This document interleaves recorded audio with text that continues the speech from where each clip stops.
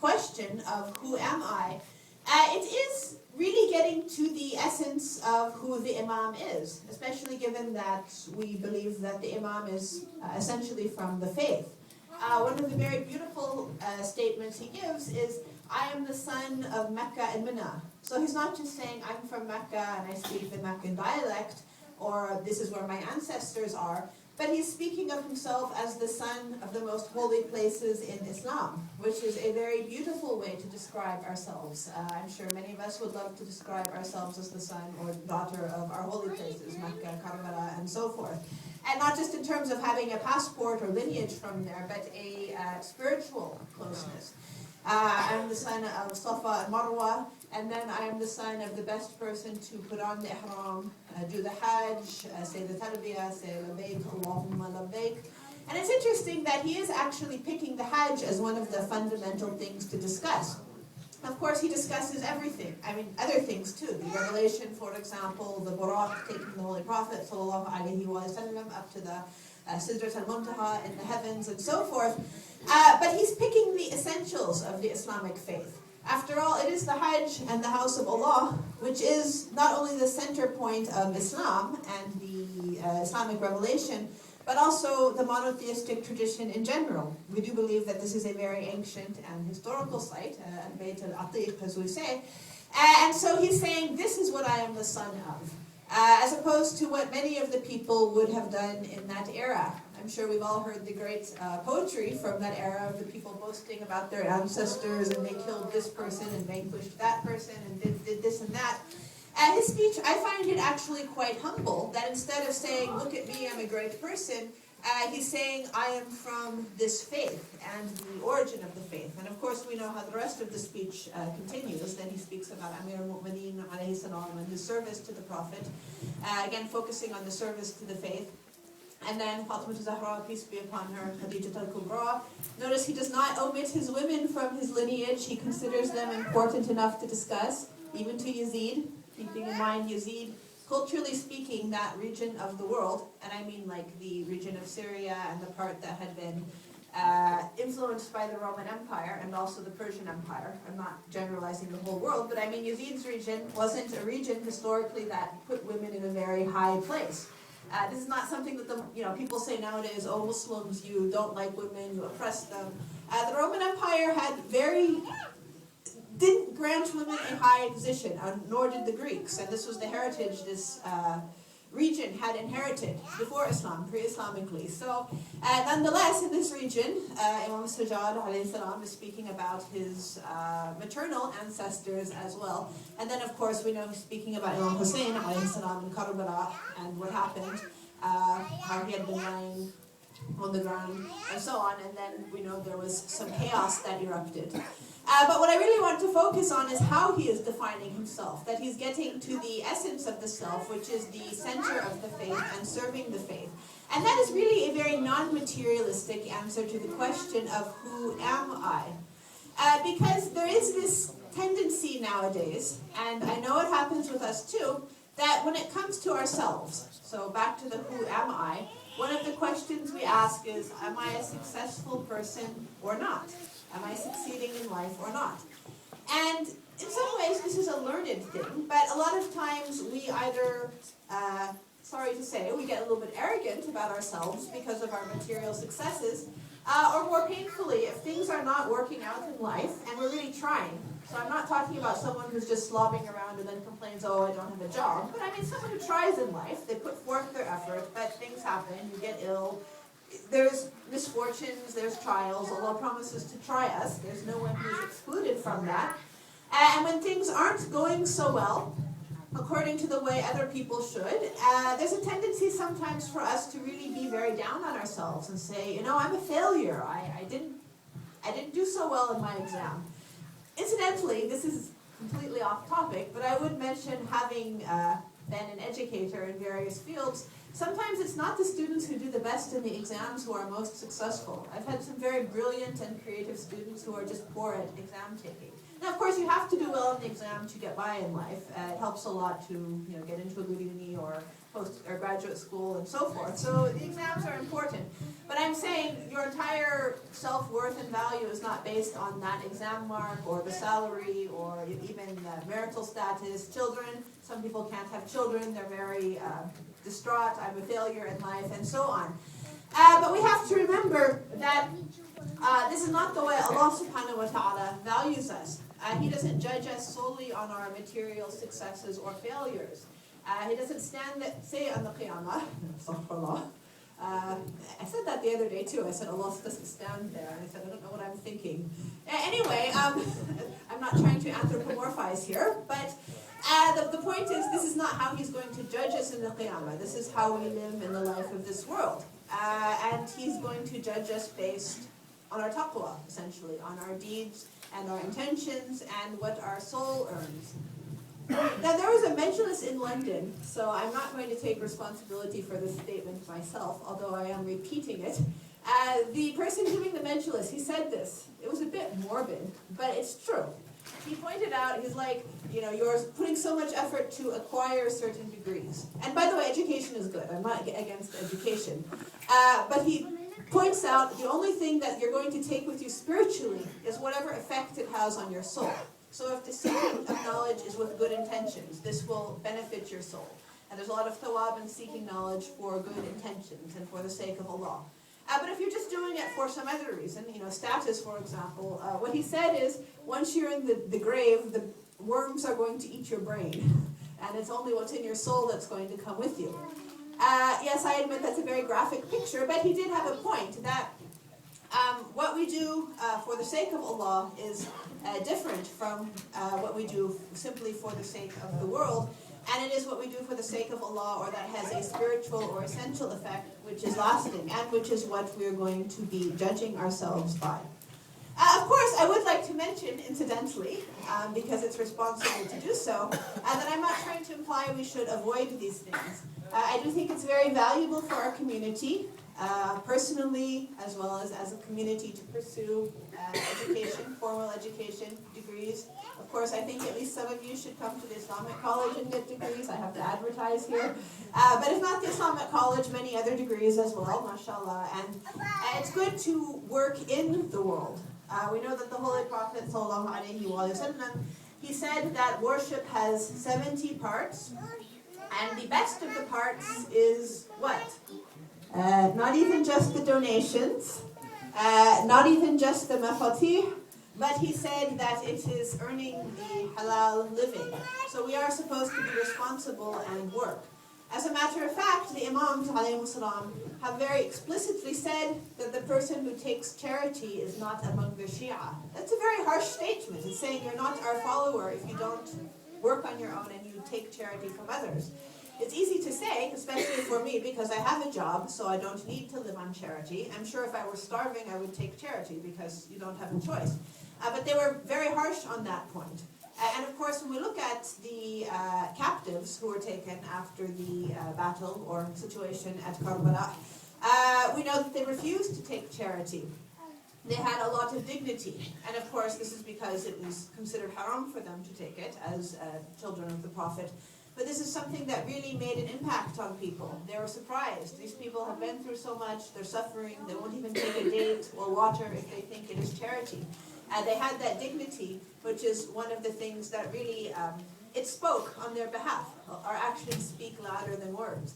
And this is the example that we have. So, of course, it is important to work in this world. And knowledge, when it's for the right reason, there's a lot of thawab in education.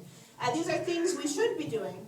But what is important is the intention. And the intention really parallels the idea of what we're looking at. Are we just looking at the material world, or are we looking at the bigger picture? Because a lot of times, the way people deal with this issue of, am I being material or spiritual, a lot of times they say, well, Islam is the religion of moderation, so I'll be moderate. That's a good approach. Islam is the religion of moderation. We're not supposed to run off and live in isolated monasteries and starve ourselves and so forth. We are supposed to live in society as the Imam did. But I do get the feeling sometimes that we sometimes misunderstand what it means to be moderate. Sorry, mashallah, he's such a cute young listener, clearly very fascinated. And so sometimes, for example, when it comes to being worldly or materialistic, there's a person who says, oh yeah, I love getting things, and I buy all these extra things that I don't need. Then they say, well, you know, Islam is a religion of moderation, so I'll be moderate. And instead of, for example, buying, okay, I'm going to pick on the women's side just because I'm female. You know, some women, mashallah, they acquire too many shoes. And I'm not talking about 2 extra pairs. I mean, unfortunately, in some governments, there's some women who have, say, 600 pairs of shoes. So maybe if the woman wants to be moderate, she'll say, well, I'll just have 100 pairs instead of 600 pairs. But that's not what is transmitted to us in our hadith about being moderate with regard to the life of the world. Moderation is not moderation in terms of being moderately greedy or moderately worldly or moderately blinded by the world. That's not moderation. You're still on that blinded side. What appears to be meant by moderation is the intention, why we are doing things, assuming they are halal things. If they're haram things, there's no discussion. You shouldn't be doing them. I mean, unless there's some extenuating circumstance why you have to do it, but the haram is haram. One of the misconceptions I think sometimes we propagate, if I can say this, in the West, and I think it's because we have so much difficulty sometimes maintaining our faith and sticking to the halal. There's an idea that everything halal is okay, as long as it's halal, ahlan wa sahlan, do this, do that. And that's not true. Even in the same speech, Amir al-Mu'mineen alayhi salam says about the world, you do the haram things, you get punished. So that's clear, you know, drinking, adultery, haram. But even for the halal things, we are questioned about them. It's not as if there's no accountability. It just means there's no automatic punishment, but still your intention, the way you do things, your ethical approach, are you doing it ethically or not, sincerely, etc. This is something we are questioned for. But with regards to the halal things, because there are many ways in which the world can deceive us, which are at least apparently halal, they're not necessarily haram things. It does seem it comes down to intention. For example, from Imam Sajjad alayhi salam, it's related that he said, and this is related from some of the other Ma'sumin as well, that this world is actually 2 worlds. So this is actually a more positive statement too about the world. He says there's 2 worlds. One of them is the world that we grow and develop in, the maturing world, to raise up the soul in and the self. And the other world is the cursed and condemned worldliness. So this is the same world, incidentally. It's not like we have zone A and zone B and we decide where to live. We are sharing the same space and interacting with the same things. But it can either be a vehicle to grow the human being and grow the soul and gain spiritual awareness and so forth, or it can be something just to get lost and ruin the soul in. So it really depends on the approach and the vision, as the first hadith I mentioned was saying. Or, for example, this is related from the Holy Prophet, sallallahu alaihi wasallam. And again, this is the Prophet of Allah saying it, so this is someone who has the highest knowledge and position before Allah. He says that this world is cursed. Sorry, we're all living in a cursed world, like the haunted house in the movies and so forth. So this world is cursed, and everything in it, except, fortunately he gives us an exception, many of us are familiar with the exception. He says, except that which is done for the sake of Allah. So in other words, essentially, this world is cursed. That's one reason why it's called the dunya, because it's low, except for those things which are done for the sake of Allah. So, you can obviously have 2 people doing the same thing. One of them, unfortunately, becomes cursed or goes down a bad path, and the other improves their soul and goes up a good path. For example, money, very classic example. Of course, we all like money. Most of us, maybe there's some oddities in here, but most of us like money. There can be someone who's just earning and earning and earning because they want to be better than other people. They say, oh, rich people, they get respect. And I want people to look up to me and stand up for me. And, you know, I want to be the big person in society. And I just want more so I can buy a lot of things. Yeah, okay, maybe his earning is halal, but there is a word for that. It's called greed.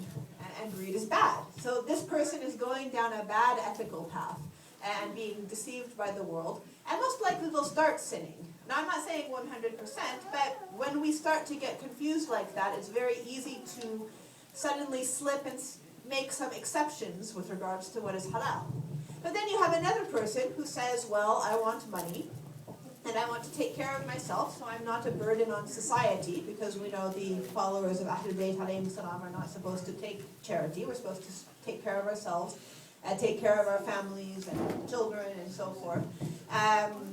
Help other people, give charity, to spend the money on the things that are halal, go for hajj, etc. And this is something which is positive. For example, it's related that some of the companions of Imam Sadiq, alayhi salam, they came to him and they had a very severe concern.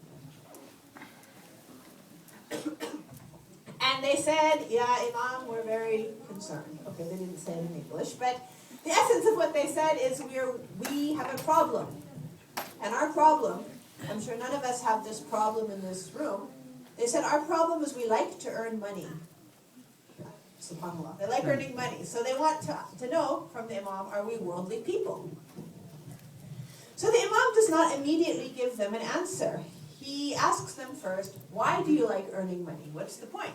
Are you part of these cursed, blameworthy people, or are you part of these people who are doing things for the sake of Allah? So they start to go through the list of reasons why they like money. They say, well, we like to take care of our families. Okay, that's a good thing. We like to maintain ties with our relatives. That's good. We like to give gifts to our friends. We like to give charity. We like to go for hajj. We like to go for umrah. So the Imam tells them, you aren't seeking the world by this. You are seeking the hereafter. Because with this action, your intentions are good, and you are doing things for the sake of Allah, even though another person might be very greedy. So it just depends. Incidentally, I would observe, honestly, this is not my observation. Some of our ulama have made this observation. I'm just repeating it. That a lot of our religious practices are either directly or indirectly tied to money. Hajj, a very obvious one. You need to be able to afford it, except for, sometimes people have the option to go just when we don't expect it, but usually you need money. Ziyarah takes money, charity takes money. Allah mustahab things if you want to provide food for people, or build a masjid, build a well or water fountain, whatever it happens to be. Even getting an education or studying the religion, money helps. It makes it easier. So the money itself is not bad, but it is the intention. But the borderline really is when it comes to how we view ourselves. If I look at myself and say I am a successful or an unsuccessful human being, or other people are successful or unsuccessful as human beings solely based on material criteria, then that is an area where we are getting confused. And unfortunately, that's something that was happening in the time of Imam Hussein, alayhi salam, and is something that happens until the present day. So this is something I think is very valuable to consider with regards to Al-Bayt alayhim salam. And going back to the dua I was mentioning, when we think about living our lives according to how Al-Bayt alayhim salam were living, what I was essentially focusing on, just to repeat the point, it's not just how we are living our lives in terms of what we are doing, but also how we are viewing our existence. Are we viewing our existence or other people's existence purely in material terms, or are we viewing it with more insight and with a broader picture? Now again, I do encourage you in your material endeavors, don't misunderstand me here, but just that it's not the end of our existence, not meaning the goal of our existence.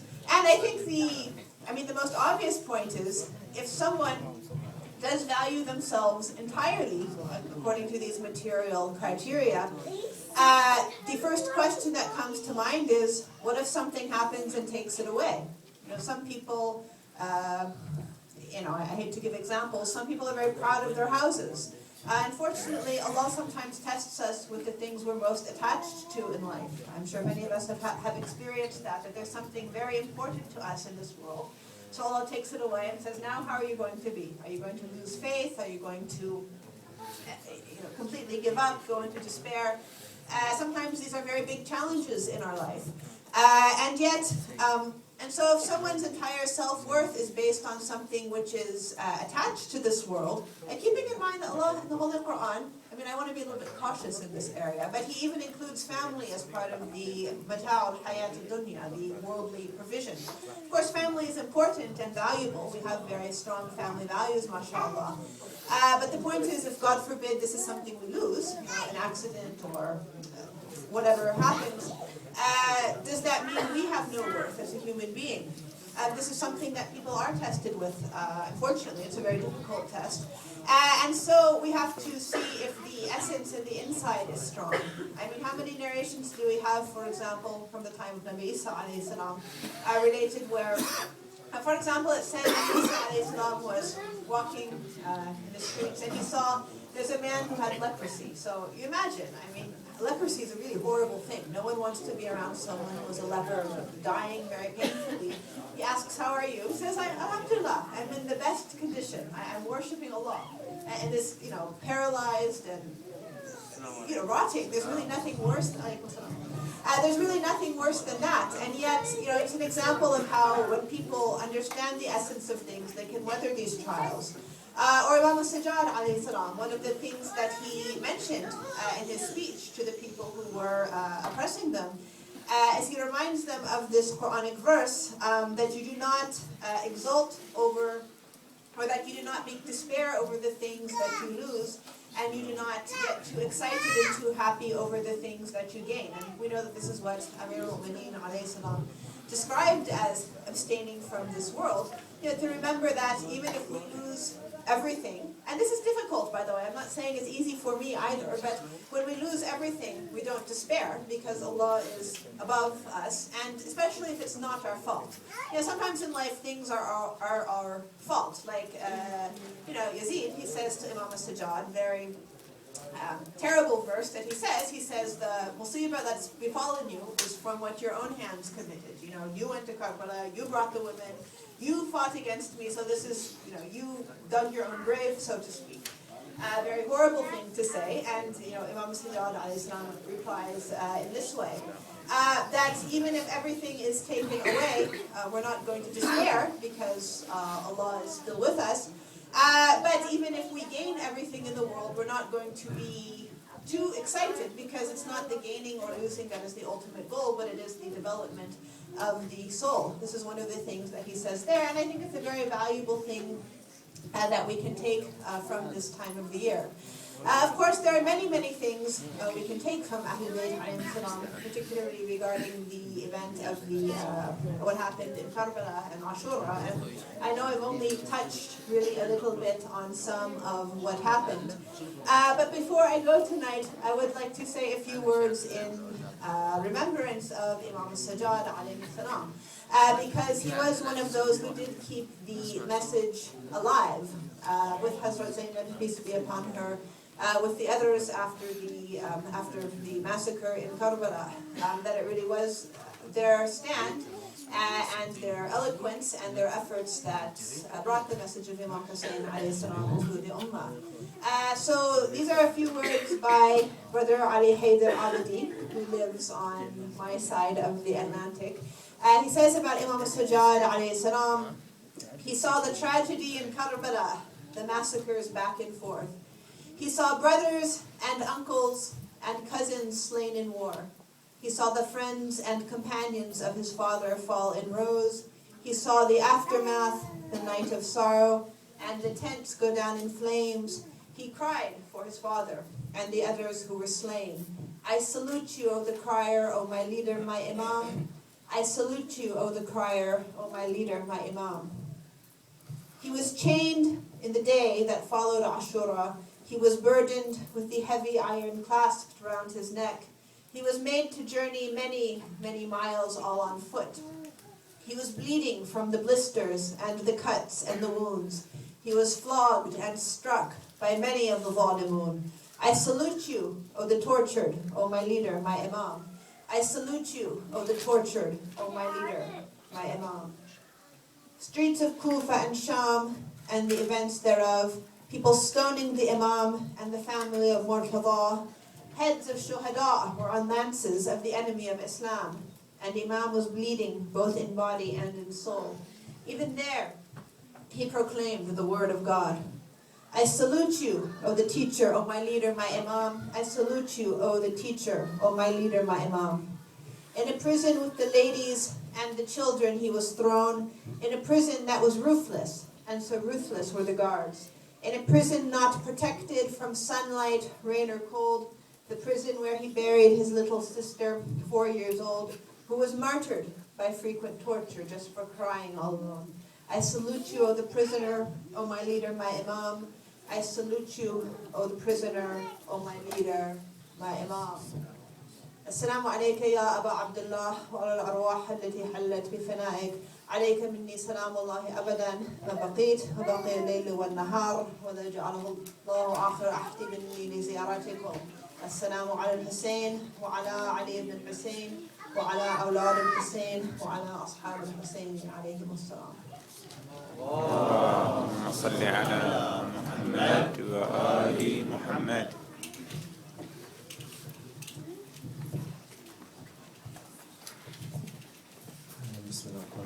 Assalamu alaikum to all of you who came in later. I'd like to pay tribute to Sister Amina in-laws for a very beautiful, very insightful talk. I'm sure you'll all agree. Alhamdulillah, shukr. Sadly, we actually have come to the end of the program due to time constraints. So I'm glad to say this. I'm glad Sister Anna reminded us of the charity here that inshallah we'll be collecting from all generous donators. Also, just to remind you that next week, inshallah, at the Glasgow University, there will be a program organised by the Glasgow University Al-Eid Society at Friday at 6 o'clock till 7:30, inshallah. Brother Nabil Awan will be giving a talk. So, and this will be in the Boydor Lecture Theatre in Glasgow University, inshallah. I recommend all of you to try and make it next week, inshallah. Again, sorry for those of you that are waiting for the Arabic program. I just want to end with one hadith which I think ties on very well to Sister Amina's talk, and it's from Imam Hussein alayhi salam. And this is when he was talking about Allah subhanahu wa ta'ala. He says, "He who has you has everything, and he who has deprived himself of you is the poorest in the world. Loser is the one who chooses to be content with anyone or anything other than you." صلوا على محمد وآل محمد.